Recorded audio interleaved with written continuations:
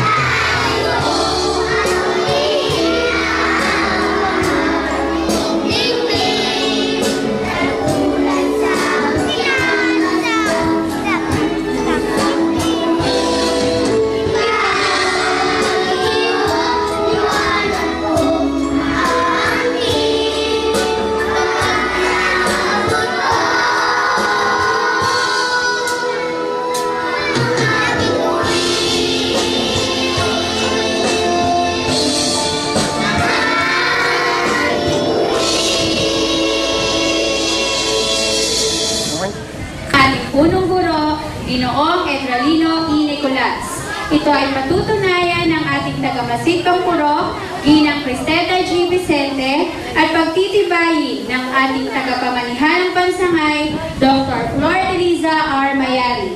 Siya ay kakatawanin ni Ginang Victoria Tafalla, tagamasid pansangay ng Mathematics. Bago ko po gampanan ang tungkulin ko sa ating pagtatapos sa araw na to, nais ko munang bigyan pansin ang ating mga panauhin at ang mga taong narito.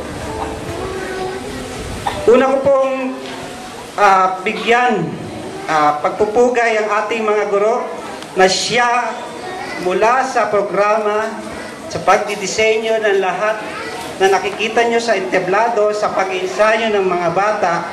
Sila po ang gumawa ng lahat ng iyan at wala akong kinalaman kung anuman ang mga bagay na bagay. Palakpakan po natin ang mga mahal nating mga guro.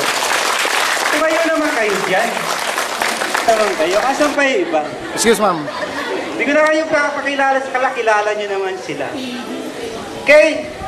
At lalo, ang puno ang guro ng kindergarten na matyagang nagturo sa mga batang mag-practice na kahit na gaano kahirap man. Gusto kong ipakilala ko muna sa inyo ang ating mga bisita. Mula po sa lokal na ating pamahalaan na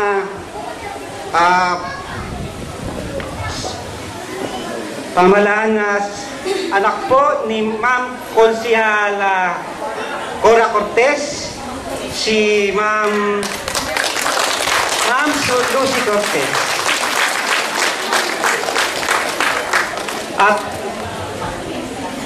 At sa kagawaran ng edukasyon, uumpisahan po natin sa ating Education Supervisor 1 na si Ma'am Tapalla. Ang ating District Supervisor na si Ma'am Christy Vicente.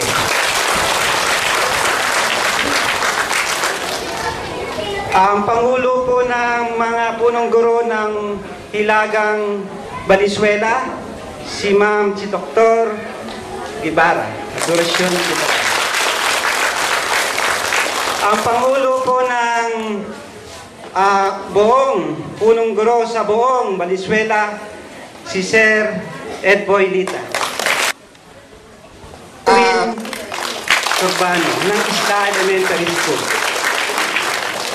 At amin pong tresurero sa Norte na walang humpay, na masipag, na pagpapakiusap sa mga punong guro, si Eduardo Matirong ng Tugatog Elementary School. Ang susunod po ay ang Tagakuloong Elementary School, si Ma'am Remy Santos. At ang susunod po punong guro, siguro na